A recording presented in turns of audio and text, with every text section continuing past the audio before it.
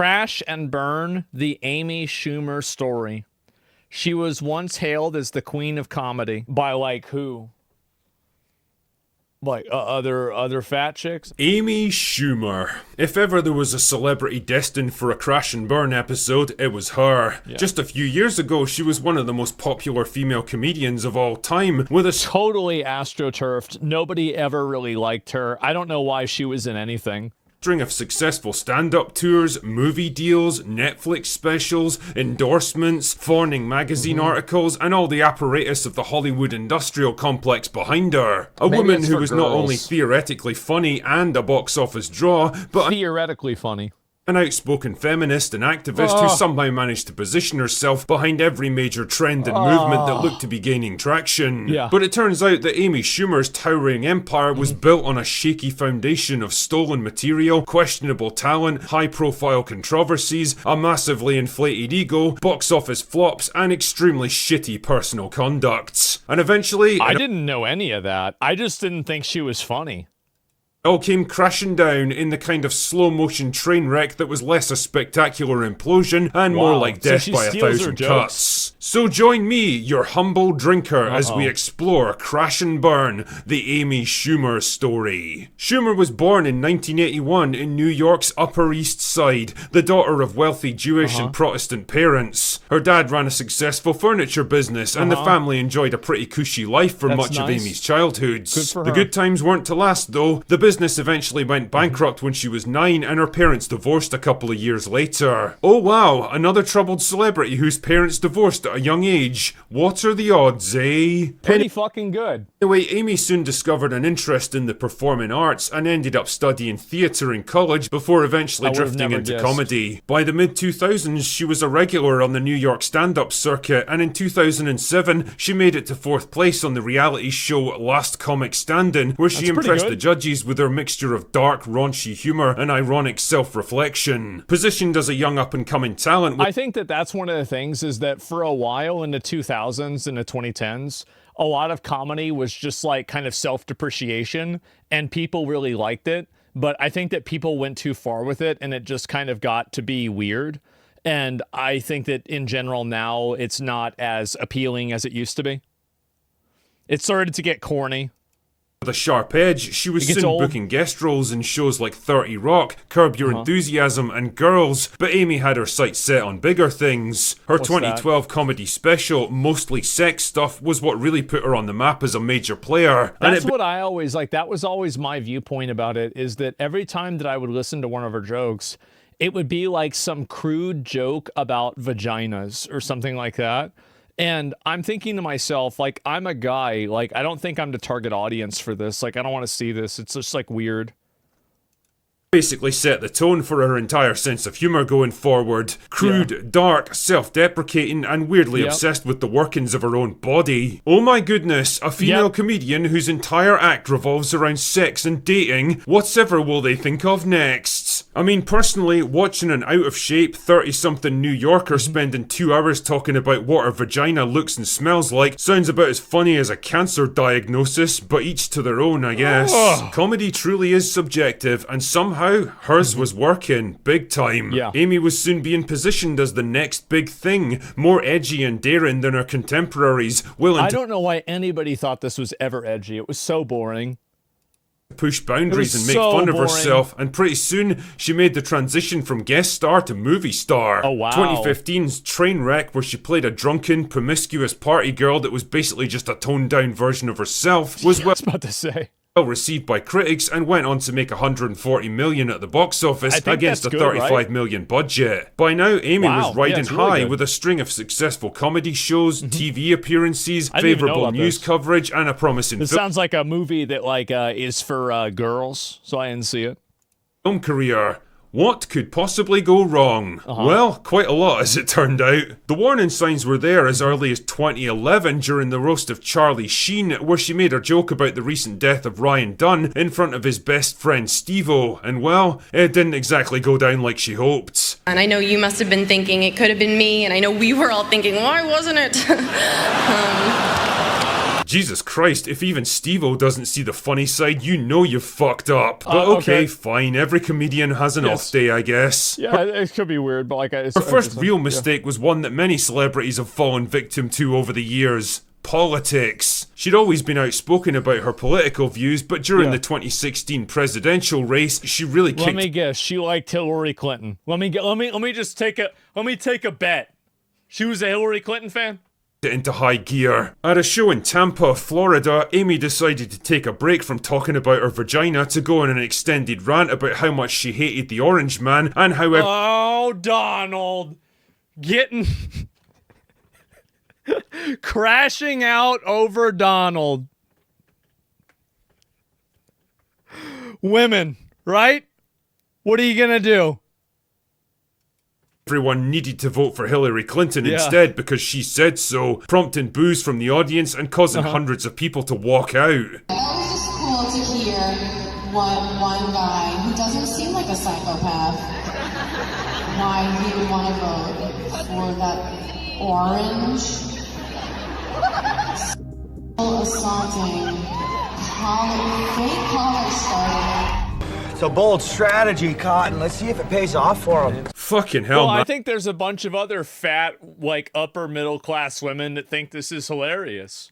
I bet, you know, that's really, the thing is that there's a huge audience for that kind of stuff. There's so many of them. I watched those ICE counter protests, and I see a lot of Amy Schumer fans in the audience. Let me just tell you that. So it's really not that much of a fucking niche opinion. But at the same time, if you want to make movies and you want to sell movies, you're going to have a problem doing it if you have all these opinions. You do. Like, that's why you have somebody like Tom Cruise. What does Tom Cruise believe in besides Scientology? Basically, we don't really know. It's not part of it. It's got nothing. He's just a movie star, right? That's it. And I think that a lot of politicians, like a lot of comics, the problem is that a lot of comics try to emulate someone like Dave Chappelle or someone like George Carlin, for example.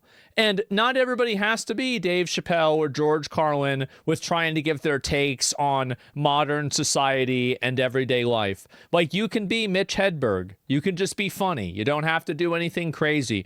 You can be Gallagher, okay? You can just smash watermelons. You don't have to have all of these, like, crazy, weird fucking opinions that fit in with everybody else. So, yeah, that's what I'm saying. And I'm not even a comedian, and even I understand how to read a room. Shit like that might have played well in New York or LA, but in a red state like Florida, it went down about as well as... She did this in Tampa, Florida? Oh, jeez. Stripper at a funeral. Not only had she waded into the middle of the most divisive election in living memory and alienated half her audience in the process, but the cracks were beginning to show in her comedy armor as well. People were beginning to notice that there wasn't a whole lot of variety in her comedy shows. Every one of them was just her talking about getting blackout drunk, sleeping with lots of guys, going on awkward dates, and how disgusting she found her own body. Isn't it crazy how... It's like you have this girl is like she's like the musical Wario version of Taylor Swift. It's kind of the same thing, right? This all culminated with 2017's Leather special on Netflix, which was an unmitigated disaster, rehashing the same tired material she'd been using for years, horribly delivered with no sense of timing or enthusiasm, and getting brutal reviews from audiences and critics. Blacking out, blacked out, blackout. Pussies, pussy, my pussy, my pussy, blacked out, pussy. Shut up! Yes.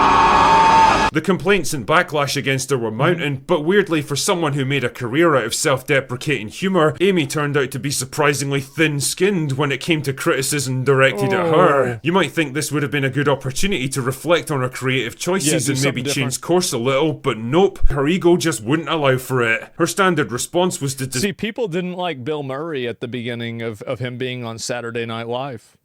My dad told me that nobody liked him, and then he won him over. And it's like, that's what you have to do. You're not always going to have everybody like you right from the beginning. You got to win people over sometimes. That's the way it is. Never liked her? Ooh. dismiss her critics as haters, misogynists and right-wing chuds who just couldn't handle her political views, instead of acknowledging that maybe her act was becoming... The alt-right trolls or anyone who reported that viewers aren't happy with my special, it would have been cool if you did a moment of research before posting. The alt-right trolls attack everything I do. Well, you shouldn't have antagonized them. So you attack this is their glorious leader, their tangerine warlord. And you go and take a shot at him, and now you're surprised that they're mad at you. That's it. How do you do that? Kirshi rated with a party of, oh, geez, 9-11 viewers? Wow. I guess it's going down, guys. Yeah, welcome to the stream. I appreciate it. Yeah. Hi, we're watching a video about how Amy Schumer sucks. Yeah, thank you, Kirshi, for the raid. This is her 7th streaming anniversary. Congratulations, Kirshi. That's great. Yeah, good for you. 7 years. It's a long time. Damn. 7. What was I doing 7 years ago? Oh, that's right. Same thing. Same exact fucking thing. Yeah, there it is. And yeah, thank you. I appreciate it. Thank you very much. And kind of stale and predictable. She was also remarkably tetchy about the body she'd spent so long making fun of, after spending years advocating for more chick at any size? More like chunk. Plus-sized women in media. Glamour magazine rewarded her by including her in their chic at any size article, which caused her to get all pissy at the implication she was overweight. I think there's, what does it say? What does she say? I think there's nothing wrong with being plus size. Beautiful, healthy women. Plus size is considered size 16 in America. Oh, what do you mean plus size is size 16? How much does a woman at an average height weigh on average if she wears a size 16? 170 pounds at 5'4"?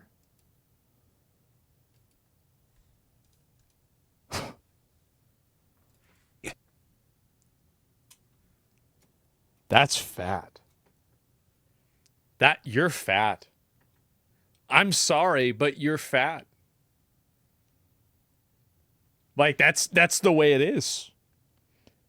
I mean, I don't know really what you want me to say. You're fat. Like, I mean, damn. It's that simple. The 5'9"? Well, yeah, of course. But I said average height. That's why I said average height. Look at BMI. Oh, yeah, you're right. Okay, yeah, BMI. BMI calculator. Okay. Height, 5 feet, 4 inches. Weight, was it 190? What did it say again? 170. 170.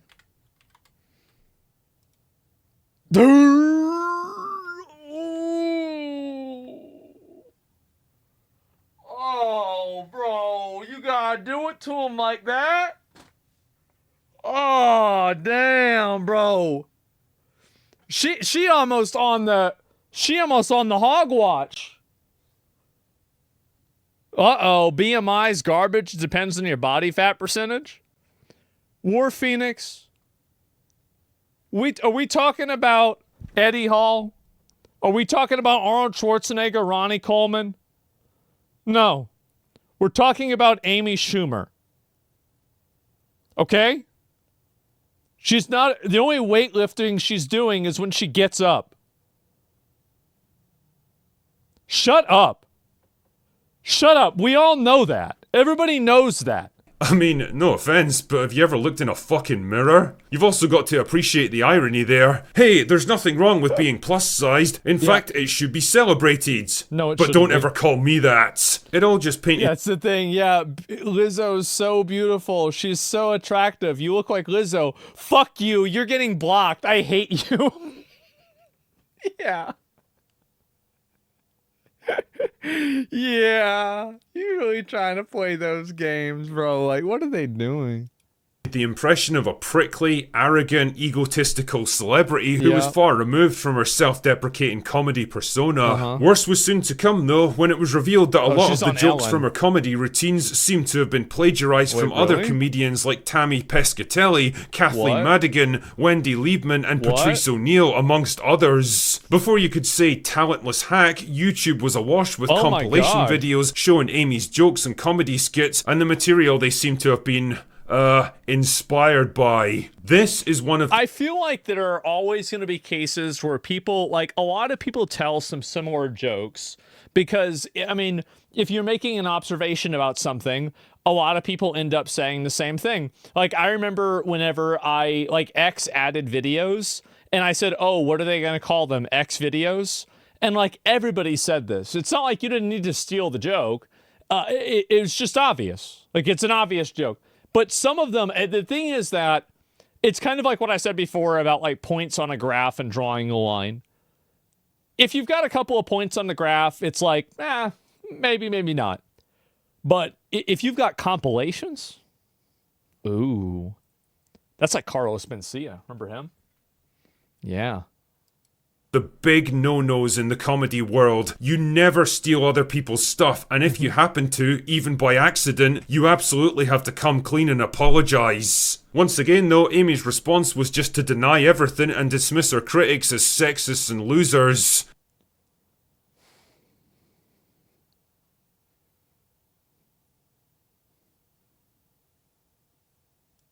It hadn't really worked before, and with the mountain of evidence piling up against her, it definitely wasn't working now. Public opinion was shifting rapidly. The magazine articles that used to fawn over her were now openly critical of her career and questioning her decline in popularity. Of course. All wasn't well on the movie front either. And this is another factor, is that she used to be relatively conventionally attractive, and then she gained a bit of weight and she stopped being conventionally attractive.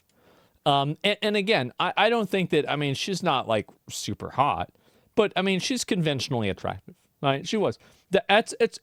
Yeah, if she lost 50 pounds, she'd be funny again. Exactly.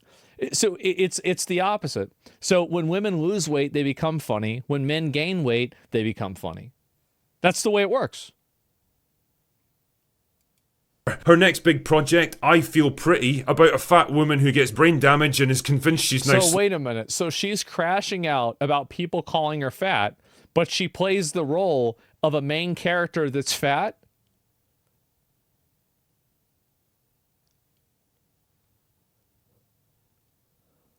Wow.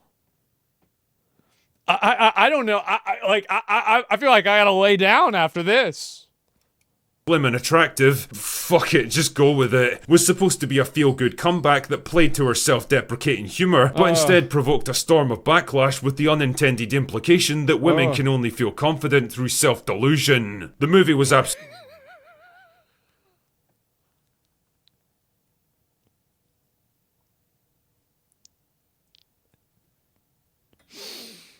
lambasted by critics and audiences alike, and further damaged her comedy credentials. More and more she was beginning to look out of touch and, well, just not that funny anymore. Yeah. Then there was the stuff that just made her look like a generally shitty human being, like willingly taking photos with fans on the street only to bitch about it later on social Wait, what? What? media to make herself seem like a victim of harassment, or openly bragging about what? Sleeping with a guy who was so blackout drunk that he didn't even know what was happening to him. Flip the genders for a second there and just imagine how that must look. The cumulative effect of all these high... It's like the average Twitter thread about me. Profile setbacks and negative publicity was a career downturn that makes Brie Larson's look like a controlled landing. She was still bagging the occasional movie role, but usually as a supporting actor in low-budget slop. Well, the problem is that, so Amy Schumer used to be a relatively attractive woman who was a bit on the thicker side, but a lot of guys would swipe right on her. I think that they would have. I do, and you might disagree, but I think that's a factor. And so... a lot of women want to see themselves in an attractive woman. They do. And so if they feel like they can relate to an attractive woman and she's saying things that are relatable, it makes them probably feel good about themselves. But the problem is that then whenever you do get fat and you're in movies, nobody wants to watch an actual fat chick in movies. Yeah, they don't want to see that. I mean, like, that's it. I mean, you look at the difference, and I know this might seem mean, but I do think this is a legitimate thing. I do. Like, if you look at, I think she's pretty. I do. I think she's pretty. And this is like one of those things where it's like, where is it? It's like before and after marriage. Really?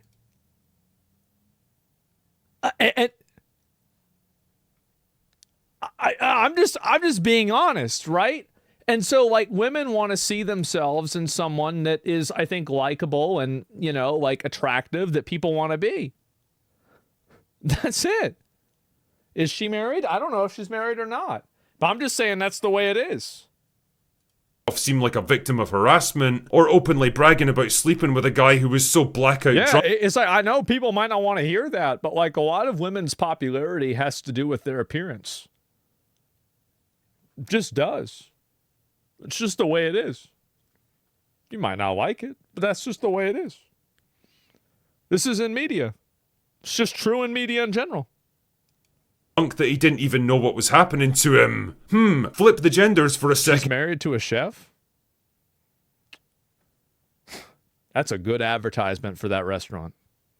In there, and just imagine how that must look. The cumulative effect of all these high-profile setbacks and negative publicity was a career downturn that makes Brie Larson's look like a controlled landing. She was still bagging the occasional movie role, but usually as a supporting actor in low-budget slop that nobody cared about. Yeah. The glory days of Trainwreck were long behind her, and she wasn't a bankable star anymore. She was still making the occasional TV show and comedy special, but the fire and momentum was long gone. The prestige of her public... Well, and I think also, like, for a while, there was, like, a popular, you know, kind of toxic millennial girl, depreciating humor, I'm such a slut mentality that I think has gone away because a lot of those women are now, like, 35 or 40 now. That's what's happened, right? Is like, you're not, you know, 28 or 23 anymore. And so it's not the same thing. Certain streamers? Well, I mean, it is. Like, the thing is, as a guy, so here's the thing, right? As a guy, it's less of a big deal, right? I mean, like, I don't, age is a barrier. Like, for example, like, it would be hard for a guy that's like my age to attract an audience of, you know, guys that are like teenagers, right? Because, you know, you're going to want to watch, like, unless you're doing like those, like that, like, you know, Andrew Tate type content. But like, in a general sense, I feel like for women, I mean, it's definitely like, that's a huge component to it. It's a huge component. Absolutely. But like, for men, it's less of a big deal. Tarnished beyond repair. She'd gone from one of the leading voices in female comedy to a virtual pariah. Disliked by audiences, distrusted by I think also it's because people, like, this is just the truth. Like, a lot of people just don't think that, they don't care about women comedians in general. Like, there's like this stereotype that women can't be funny. And I don't really think this is true. But obviously, I think that, you know, for a guy, being funny is much more important than it is for being funny as a girl. So you're probably going to have, obviously, more guys that are going to do that just because that's the way that we're socialized. But in a general sense, I don't really believe that. But I do think it's a factor. Appears and discredited by movie studios. Amy Schumer is the perfect example of a celebrity who can dish it out but can't take it. There's a lot of them. Woman who founded her career on pushing boundaries but couldn't handle it when they started to push back. She was always happy to make jokes about everything and everyone around her, but in the end, the biggest joke of all was on her. Jeez. Anyway, that's all I've got for today. Go away now. Yeah, I mean, I'm not that surprised, honestly. I'm really not. Joke of all. Like, I feel like really, she was never really that funny. And the gimmick that she had worked well for a while, but then people lost interest in it, and she wasn't able to reinvent herself in a way that was interesting. She was thin-skinned and stole jokes. I don't think that's really it. Reminds me of streamers that make it too fast. They can't take the criticism. No, I think that a lot of streamers just like I feel like a lot of people in general, like I'm never really surprised whenever people can't take criticism because it's hard. It really is. Whenever you have people criticizing you, criticizing the way you look, like something you've spent your whole life doing, like you do get defensive about it and it happens really easily. And I know people might be like oh, that wouldn't happen to me. It's easy to say that when it's not happening. But I think, yeah, she's just like a one-trick pony. Like, there's a lot of actors that have kind of transcended this. I think that two great examples are Jonah Hill and Matthew McConaughey. Matthew McConaughey used to be pretty much like exclusively in rom-coms. And then somewhere around like 2008, 2009, he started taking different roles. And he like really even his early roles that were like, different outside of that scope were incredible. And before you knew it, he was like, up for an Oscar, I'm pretty sure, with the Dallas Buyers Club. And so, yeah, True Detective, Lincoln Lawyer. Yeah, Lincoln Lawyer, Mud, and I think there was one more. I don't remember the third one. But and my dad and I used to watch movies every week, and so we watched all of his movies, right? True Detective and Interstellar were his transitions. Yeah. But yeah, Lincoln Lawyer I thought was really fucking good. And best role was Dazed and Confused. I'm not even gonna say what he said. Oh no, that's not getting clipped. Absolutely not. But yeah, that was recorded in Austin. I've been where it was recorded. It's kind of cool to be there. But yeah, anyway, so watch Drinkers Crash and Burn about Amber Heard. I mean, she's just retired, right? I mean, that's about different. But yeah, anyway, I had to go about 2 straight years with no roles to achieve that, though. Yeah, it's hard. It's really hard to do that. And, Jonah Hill lost a lot of weight, and then I think that he really transitioned and he became a really great actor, outside of the, fat equals funny thing. And you compare that with something like, like, I don't know, like, who's that other guy? John Cena, I think his name is. It was in... oh fuck, Scott Pilgrim and Superbad. I forgot his name. It's like you get typecasted. Yeah, John Cena. No, not Michael Cera. Michael Cera. There you go. Yeah, you get typecasted. And like in Moneyball, he was amazing, right? He was. But at that point, that was like kind of a transitionary role. It was. But yeah. Did you see your new game? No, I have not seen my new game. I don't even know what my new game is. I have no idea. And yeah, comedy changes with time. Yeah, it does. It changes with time, and certain things that were funny aren't funny anymore. And I think vice versa. Like, for example, like telling edgy jokes, I think definitely goes up and down, right? Like sometimes it's really popular, sometimes nobody likes it. And I think it really just depends on, what the culture is at the time more than anything else.